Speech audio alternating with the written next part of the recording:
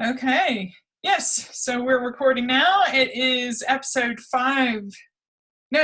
season 5, episode 3 of Outlander. Yep. And we are talking about, here, I'm setting the timer, so stopwatch. There we go.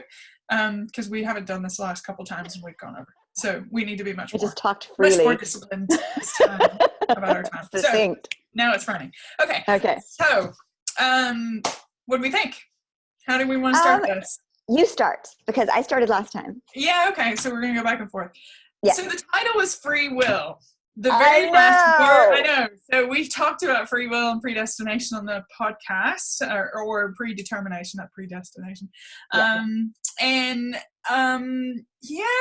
So the title's Free Will. I thought there were some really interesting things that they did with it, but it wasn't overtly like, hello, Calvinism or anything like that. However, as at the end, so what was the very last words that were said by Claire was, we will do what we have to, or something like that. And so I was like, okay, according to our own sort of take on free will and predeterminism, that is exactly, I think, how free will is done. Like, we will do what we have to, regardless of whether it is actually determined or not, because we don't really know. But we do the best we can with what we have. And I was like, that is a perfect way to end an episode that was titled Free Will. So that's what I thought. Yeah. I thought, first of all, with this episode, they got their mojo back. Mm. I've been... last season and this season so far, there have been really not, it's not that that driving force of Claire and Jayme that have really held the story together. Yeah. And so I've been having a hard time, particularly the first 2 episodes of the season, really hooking back into it, because it's kind of all over the place. They're trying to tell a broader story, and the broader story is not working. There really need to be, and lots more characters that we know from the books, but they're not being introduced in the way we're expecting them to be introduced. Archbug just showed up. Archbug! We've seen Archbug! Nobody said anything! So they finally, I feel like this episode, they finally got their mojo back. It was just really about Jayme and Claire. And Claire at the Beardsley. And Marcelly. Oh God, I love the chemistry between Marcelly and Claire. It's so good. Yeah. And that whole first scene about her choice to do the penicillin. Mm-hmm. It's just, I've got my knowledge and I'm going to do this thing. Mm-hmm. And so, was it daring history to try and stop me? She said. Right. And I love that Claire is narrating in this. Mm-hmm. It feels like it's her story again. Yeah. And I'm very, very pleased with this particular episode. And let me tell you, one of the reasons why I think this one was so good is if in the States we get the little after where the producers explain and talk. They knew that this one was more of a horror episode, because it is. It's terrible. It's about the Beardsley. It's about Mr. Beardsley and Mrs. Beardsley and their awful relationship, and the fact that he's up in an attic somewhere and she's torturing him and making him die slowly. It's just awful. Yeah. And so we knew that this was coming, and we knew that it was going to be as creepy as it's written in the book. Mm-hmm. They got a different director. They got a director specifically set to do horror and to do creepy. And they specifically set it up this way. That's why it's dark. I mean, it's dark in the book. That explains. I mean, I knew what was coming, but I was sitting here like this. Yes, me too. I was like, I don't want to see whatever's going to jump out. And I'm like, yeah. That's exactly what I was doing. I'm like, I know it's going to be gross. Is it going to be like 7 or his teeth exposed? All that stuff. But no, it was. They made a specific choice, and then they talked a little bit about free will. Mm-hmm. And what they did with that was they said every character in the show, in that particular episode, was making a choice on their own. Yeah. Everyone. Yeah. And I was just like, well, that's a fairly simplistic understanding of determinism and free will. Yeah. And I the thing with free will, it's kind of like time. So there's this theory of time where all the times are happening at one time, and this is something parallel universes. Yeah, everything is happening at one time. Past, future, all of it's going on at the same time. You could hop from place to place, but nothing can be changed because it's all happening at the same time. Yeah. I think C.S. Lewis even had this understanding of it. Yeah. Well, that's kind of the understanding that's in Philip Pullman and his Dark Materials. Yeah, all the things are happening. Yeah. Well, but it's not the parallel universes. Even our universe, all of the time, all time is happening at once. Yeah, yeah. And so we have unfortunately, we have the way we experience time is linearly, but time isn't linear. And I think this is kind of the way when we talk about determinism and free will, and we talk about predestination, which is really actually a different term. It means something different. It means you're predestined to heaven or not. And so you think you're making a decision on your own, and that free will is your experience. You experience thinking through a decision and making it. But a biologist or a physicist would say that your circumstances have already been predetermined, and you are responding in the only way that you should. Yeah. With the best of what you've got, and you're responding in that way. So it's not necessarily, it might feel like you're making your own decision, might feel that way, but is it really, and are you really changing things? And are you really changing the future or in ways? So the question is, of course, does Claire come back to the past and introduce penicillin to a small area of North Carolina, never to have it go beyond that? And that action absorbed in the culture around her, so that when it is discovered in the 20th century, it's a brand new discovery. Later than I should know that, but it was reference to 20th century. I thought. People were dying in the 1920s from sore throats and things and fevers. And so I don't think that penicillin was really discovered, I think, until the 40s. Yeah, it was something ridiculously 30s and 40s, which I, again, should know and just don't. No,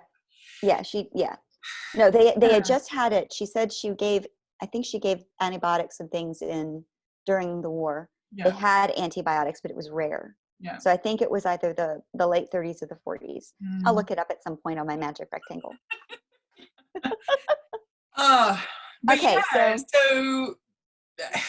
I thought it was brilliant, and so your concern last episode when we were talking about this, about whether or not the plot was kind of going to bifurcate, and it was going to be the boys doing fun, interesting stuff over here, and then the women doing whatever. I was wrong. Now that Claire and Jayme are back together, and Marcelly's like practicing sewing on pigs. Hey, I think we're good. So the prayer. Yeah, the prayer. The prayer. Which prayer you wait, remind me. Which prayer are we talking about? Dia gratias. Oh, Deo gratias. Yes. Deo gratias. Yeah. Thank you, God. Yeah. As if God is in control, and God has gifted him with the fact that she is still there, and she came back to him. He's still thanking God. Yeah. That he gets to come home to her. Yeah. That was so beautiful. And I'm like, why didn't he just take her there? Yeah. I think we were all kind of expecting that. But in some ways it felt even more intimate that she woke up and they sat and they talked. And of course, we had some plot stuff that needed to get sorted out anyway. But exposition. Yeah. But for the sight of you, he says. Yes. Thanks, God. Yeah. That was so beautiful. And it was a reminder of him praying over her. Yeah. The first season. Yeah. And him praying in the second season too. I know. There's been lots of really good little reminders of previous seasons that they've and done.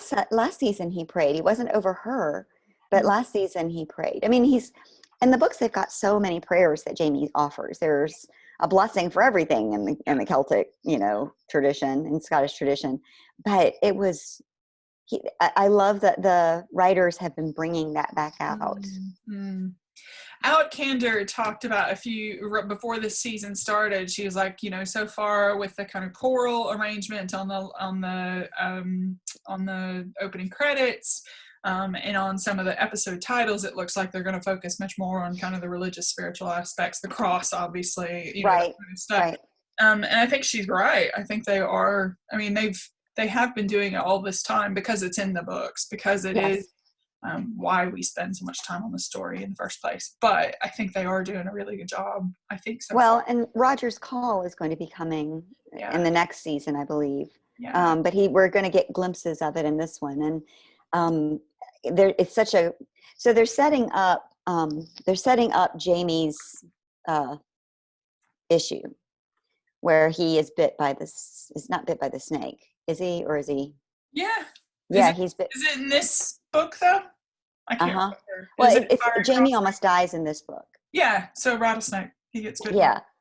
So Jayme, and so they've got a big, huge conversation between Jayme and Roger Mack that's deeply theological in the book. And so seeing Mrs. Beardsley with her husband. Yeah. And what he says in the book really is what he says in the episode. Is like, I would do this for a dog. Yeah. And he does offer Mr. Beardsley the opportunity to back out and to not and to be taken into town to be cared for by his wife, but he also offers him the opportunity to just end his life there. He's not going to get better, and Mr. Beardsley does take him up on that. Yeah. But the things Which that is a choice that Mr. Beardsley is given, and he makes free will of his own free will. He decides. Yep. He decides this is how my life will end. Mm-hmm. What is also in the book and is also in the show is Jayme saying, if I ever get to that point, promise me, Claire. Yeah. Promise me. Yeah. And she sort of skirts that promise. And she needs to, because later she's going to be beholden for that. Yeah. I did, and also in the context of the free will conversation, I thought it was really interesting. So where Claire is dealing with the bread and with the mold at the beginning, and she says, I'm daring history to try and stop me. But that really quickened breakdown of the bread was kind of again, this kind of play with whatever is predetermined. Like things are determined to break down. Everything. What is law of thermodynamics that Diana got? All things, yes. Yeah. Second law of thermodynamics. Yeah, exactly. So everything falls apart. Everything is going to fall apart, and that's just the way it happens. That's just the way in which the universe functions. And yet, I'm daring history to stop me. Right. Which I thought was just a really good play. I thought that was beautiful how they did that. I also liked the conversation that she and Jayme have, or she tells Jayme she wants Bree and Roger to go back through the stones. It was really well written. And she's like, I want them to go. Who brings a baby into this world? And he's like, this is the only world we have. And she says, no, it's not. I know. Yeah. That was pretty intense. Yeah. And really quite indicative of their situation. That she knows something more than he does, and she knows. I mean, it is somewhat safer in the 20th century for the children. As far as healthcare goes. But as far as everything else goes, the late 60s and early 70s were scary here in the United States. There were riots, there were gun checks in the schools. You think that there are gun checks now. There were gun checks in the schools in the early 70s here in Richmond, Virginia. And so because of forced integration. Yeah. Because, somebody didn't want to be integrated. And they said, no, you kind of have to be. And they needed to be. Yeah. So I hesitate. People often say, how do you bring a child into this world? And I find that to be an interesting question. I guess it's the same way that my parents brought me into the world in 1964. It was a scary time, and they didn't know what to do. And there's always something. I think every time is a scary time. Every period has its particular difficulties, and it's in some ways it's a trade-off. Yeah, some things might be better, but other things are worse. And so I don't prescribe to the whole progress idea either. I don't think that we're necessarily any better than some other time. In some ways, I think we're worse than other times, and vice versa. I think sometimes we're worse than now. And so, I do think it's difficult to make that, to have that argument of why is this time better than another. I think past seems so easy. Yeah, it does. Because it's not here. Grass is greener on the other side. Situation. Absolutely. The future is so much better. The past is so much better. Yeah. We've already been there. We've done that. We knew that.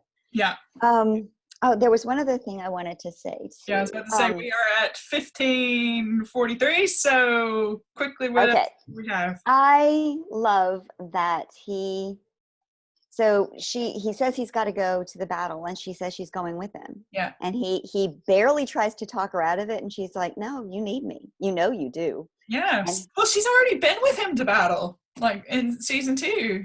And every time he says, "I wish you wouldn't have to go with me," and every time she says, "You need me," and every time he says, "You're right, I do," and he's not threatened at all. No. That's the beautiful thing, is that he knows that he needs her. He wants to keep her safe. That's a natural inclination. But then he allows her to do what she wants to do. Again, it's her choice. Yeah. She chooses to go with him because she knows that she's needed. Yeah. And it's the goodbye to the family. It's what she also does when she leaves Frank at the station. She goes to do what she has to do. Which she references. She says she talks about that. So it's a good reference because it's exactly what happens here. Yeah. And I wonder, they didn't really talk about, you were saying everybody having a choice. They didn't really say about Bree having a choice to stay behind. But in the book, there's a bit more of a, where she is more actively involved in that decision. Yeah. And I think that they referenced that, their producers referenced that they believed that she made that decision to stay. Yeah. And actually what they did say was that they played with who has decision-making power and who doesn't. Yeah. So Bree has some decision-making power, but she doesn't go with them. Yeah. Yeah. She doesn't the women and the children, like Keziah and Josiah, they don't have a choice. Yeah. Their choices have been limited. Yeah. And so they don't really have the opportunity to, set their own course. Claire has a little more choice because she has a little more power. She's got healing abilities.